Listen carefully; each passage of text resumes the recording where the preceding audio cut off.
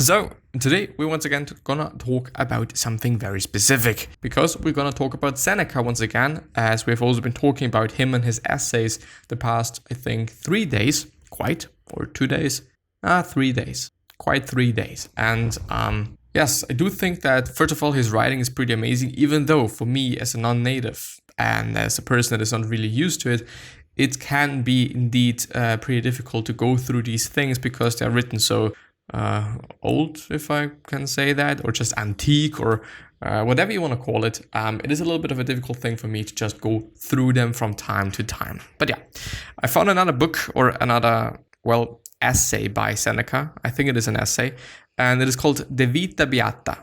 I've just actually, pronounced this Italianish, but no, it is, I think, Latin. And it is about the happiness of life, or how to have a happy life, which I think is a really fucking important thing. And this is also why I'm willing to go through it, and I'm willing to talk about it.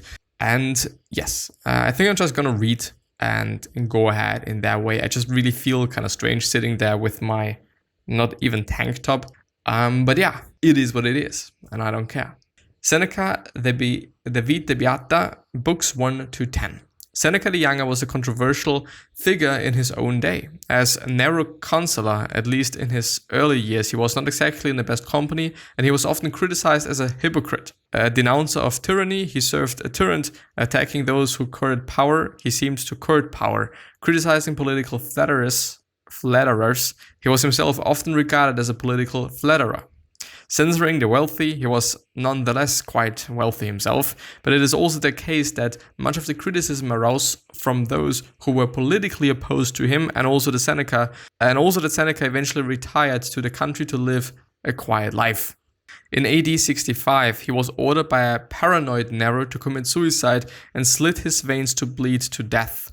Posterity would be somewhat kinder to him than his contemporaries. His works were highly appreciated in the Middle Ages, and medieval legend said that he had been converted to Christianity by Saint Paul. The De Vita Beata of the Happy Life was written about 7 or so years before his death. It was dedicated to his older brother Gallio. Gallio, incidentally, is the actual historical link between Seneca and Paul. He is the Gallio of Acts. Whatever. So you can read the De Vita Beata online in English in Aubrey Stewart's translation at Wikisource, which is a pretty amazing thing. And I might also be doing so, as I've also been thinking about going through On Anger, which is a book all about anger management, so that we kind of have an audiobook version of it. So I might be working on that. This might be available on not this channel, but I'm going to see. And I'm going to have a look at it. But it's probably not going to be perfect, as so less things that I'm producing, to really be honest. So book 1. And this is, by the way, some sort of a summary, commentary, whatever you want, because I do just want to give you an overview of everything. And I do also myself want to have an overview of everything. And I do not want to go through the whole one right ahead. And yeah. Seneca opens by noting that everyone wants to live happily, but has difficulty seeing what it is in which a happy life consists. Thus, we must be very careful to define what happiness is, and then lay out clearly the path to it, rather than wandering around aimlessly. The major thing to avoid is just going along with what others are doing or have done. This is perhaps easier said than done. The drive to conform is very strong within us. And yes, it is indeed very strong, because we are the social animal. Book 2. The question of happy life cannot be determined as if it were a matter of vote. We should ask not what is often done, but what is best to do. Instead of following the herd, we should let the mind find out, and this is a quote, let the mind find out what is good for the mind. Doing this will get us remarkable results. And yes, which is, at my point of view, a little bit of an addition to book 1, and just don't do what others are doing for the sake of just doing what others are doing. Do what is working for you. Do what is just good for you. And work from there. And also don't compare yourself to other people. It's just some thoughts in my head. Basically a message to myself, to be honest. Do not compare yourself to other people. Don't do that. And I totally believe that it is something that we just naturally tend to do. because it is just something that we naturally tend to do, but very important to just not do that because, okay, this is what other people are doing. Okay, this is what makes other people happy, and this is what they need, and this is what they think they need, and stuff like that. But you are thinking differently, and you are a different person, and you have different experiences, and you have different thoughts, and you have different lives, and you have different whatever. So yeah, it is a not really recommendable thing to do, but still I understand that it is something that just we all are doing quite. Book 3. We need to find something that does not merely look good in appearance, but which is solidly and adequately beautiful. It is actually quite close to us, but we are like people groping after it in the dark. Seneca knows that he is a Stoic, although as a Stoic, he must think for himself and not merely follow a prior Stoic philosopher. And the key Stoic idea is that true wisdom consists in not departing from nature and in molding or conduct according to her laws and models. The happy life then consists in the mind acting according to its own proper nature. So whatever is working for you. Book 4 it is. The same idea may be expressed in many different ways. Seneca gives several alternative formulations in this chapter. And these are all quotes. The first one, the highest good is a mind which despises the accidents of fortune and takes pleasure in virtue. Virtue being kind of the most important thing for a Stoic, quite something that you should be going for in your life and something that that is your happiness quite in life. But I still don't know what virtue actually is. And I think you can also see that, which is amazing. Wait, now you probably see it. Goodness, righteousness, uprightness, decency, good point, good quality, strong point, strong suit, date that she lost her wealth and her virtue in a great city, see virginity, okay, no, I think this is not what I'm aiming for, merit, advantage, benefit, usefulness, I think it is goodness, rightness, but I like upstandingness. This feels pretty good. The second one is, it is an unconquerable strength of mind, knowing the world well, gentle in its dealings, showing great courtesy and consideration for those with whom it is brought into contact.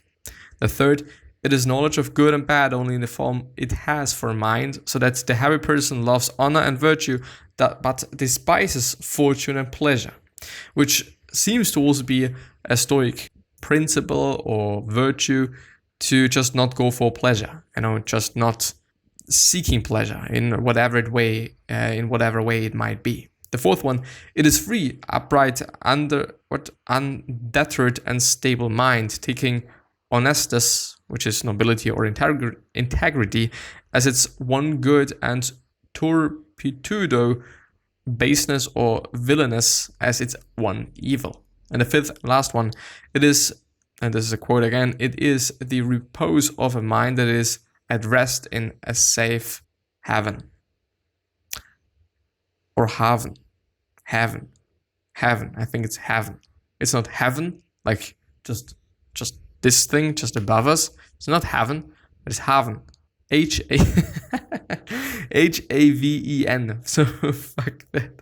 All of these are essentially the same, in the same way that an army is the same army no matter what formation it uses for the march, which is, I think, a very good anecdote or a metaphor. Book 5. We can call someone happy who neither hopes nor fears, but obviously we need to add to this what we need to add to what to do this, that for someone to be happy requires that they know what happiness is. The happy life must be founded upon a true and trustworthy discernment. This is the only way to rise above mere slavery to the pleasure of the body. Yeah. Once again, pleasure and not being kind of the optimal thing to go for, but rather something different. Book 6. But what of the pleasures of the mind? The same may be said. The mind must be governed primarily by good judgment and not by pleasures. Yes. Book 7. Even those who want to claim that pleasure is happiness or the highest good can only do so by treating virtue and pleasure as linked. Seneca rejects this notion. Nothing prevents virtue from existing apart from pleasure. And how can we make sense of the fact that some things seem pleasurable but bad, while others seem good but difficult? Further, even the the basest of human beings can have pleasures. The two are not linked at all. Virtue is high, exalted and regal, unconquered, indefatigable. Pleasure is lowly and servile, stupid, blind, a thing of brothel and tavern. The highest good must be something enduring, but pleasure by its nature is always transient. The highest good must be something enduring, must be something long term. But yeah, indeed, actually, to be honest, like pleasure is something that we are just gaining in minutes or seconds, not necessarily over a year. Of course, we can get pleasure out of something over a year, but I do think, as I'm thinking about it, that we just get the pleasure every day for a just certain amount of time.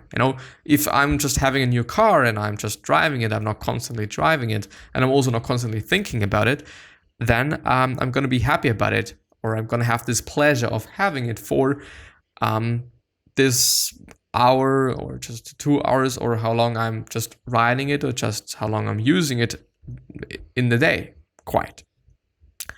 But maybe not even, because if there's some traffic jam, if there's some people that cutting you off, if there's some whatever, you might get angry, even though there's no reason to get angry about this and stuff like that. This is something else that is very stoic. But yeah, you know what I mean. Book 8. Moreover, bad and base men take pleasure in their wrongdoing. Pleasure should not be the guide by the companion of a good will. If we treat pleasure as primary, it passes. It only has value if it is ancillary to greater things. We should be uncorrupted by external things, ready for any fortune, good or bad. Like the god, we may go forth into external things, but must always return to ourselves and seek harmony in ourselves. We may indeed say that the happy life is conquered of the soul with itself. It feels like that, the process, or that process, is the goal. And I do want to say, it just actually does make sense. I'm not gonna lie. But yeah, it is easily said, but it is just quite difficult to do. Of course, if you're just, I don't know. As I'm thinking about it, something that is long-term, that is long-lasting, that is enduring, might be just a really good relationship with somebody, with a loved one, with, whether it is a love relationship, whether it is a friendship, a brothership, yeah. I don't know if there's even brothership, but yeah, this feels very enduring, or it feels that it can be very enduring, and also long-term, not pleasurable, but a long-term good thing. Book 9. But the obvious objection that will be raised is that we only pursue virtue because we get pleasure from it. While virtue may please, however, this is not the same as to say it is sought for the pleasure, just as a tiled field may allow for lovely wildflowers without being tiled for that reason. Quite, yeah. Virtue is not sought for anything beyond itself, because it is by its very nature complete in itself. It is wholeness of soul. It makes no sense to ask why we should or would pursue virtue as our highest natural end. There is no it makes no sense to ask why. Okay, we would pursue virtue as our highest natural end. There is no further end to which it would be rational to subordinate it. What we seek from virtue is virtue, because virtue is her own reward. And there's a Latin quote there: "Ipsa pretium sui." How could it be otherwise? Question mark. Is this like the translation? I hope so. If someone identifies a life as enduring, strong, prudent, sublime, healthy, free, harmonious, and lovely, what rational person would then follow this identification with the question, what would make someone want that? What would make someone want that? So if someone identifies a life as enduring, strong, prudent, sublime, healthy, free, harmonious, and lovely, what rational person would then, indeed. And if your life is great, why would you ask, what makes you want that? And this is actually I gotta have to say, this is a very good way to get people to be like, well, virtue is just what I want to have, because yeah, of course, if you're just, if you're healthy, if you're free, if you're prudent, if you're strong, if you're whatever, why would you even question that? It's not really about just what virtue is or whether virtue is the right thing to go for. It is like, okay, this is virtue, and so why wouldn't you go for it? It's actually very, very tricky. It's well done. Book 10. The point of the position is perhaps more to insist that the pleasurable life in itself evolves the honorable life. But this does not do any better. It's clear enough that vicious people have plenty of pleasure, and precisely one of the things virtue does is discriminate among different pleasures. Pleasure is for use and not decision. The reasonable thing is not to do anything for pleasure. Yeah, but rather to use it. Is not to do anything for pleasure, not doing anything for pleasure. But it is very difficult. It is very difficult. Fuck. Because, recreation, this is well, okay, of course, if you think about recreation, then this is the only reason why you're having sex. But, most often it is about pleasure. I'm eating something because I can fuel my, I can fuel my body. But I could also eat something out of pleasure. I could also eat something just because it feels good and I like to eat and whatnot.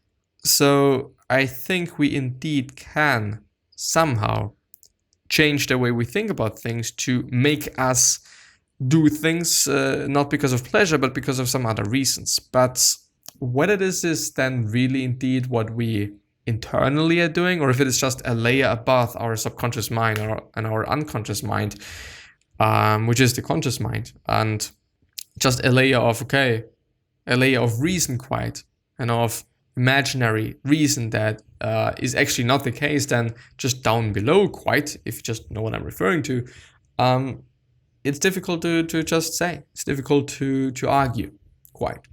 Gotta have to say that. But yeah, this is actually the end of the episode, so I wish you the best health, of happiness, and also success, and also hope that you're going to remind yourself and you're going to be remembered, which basically means your legacy, and basically means just being a nice person and then being remembered as a nice person. 3 other questions that I'm having you are: why are you here? What are you trying to change? And what is bothering you the most? These 3 questions are hopefully going to show you your purpose and maybe even a business idea, which is a pretty fucking cool thing. One other question that I'm having for you is: what could you particularly say to another person that is really going to change their life? Because I totally believe that we all can say something. I totally believe that we all can just spit some words that are going to change how somebody's thinking about something, how somebody's just dealing with something, how somebody is just, in which mood somebody is. Give somebody a compliment and they're probably not going to be that unhappy anymore. Unless it is a fucked up compliment like, okay, you did this very well. It's not good. It's not very specific. It's not very it's just not very good. But yeah, with that being said, thank you very much from the bottom of my heart. I hope that I've been able to just share some things that were of value. And yeah, I'm hopefully going to see you the next time. Bye-bye.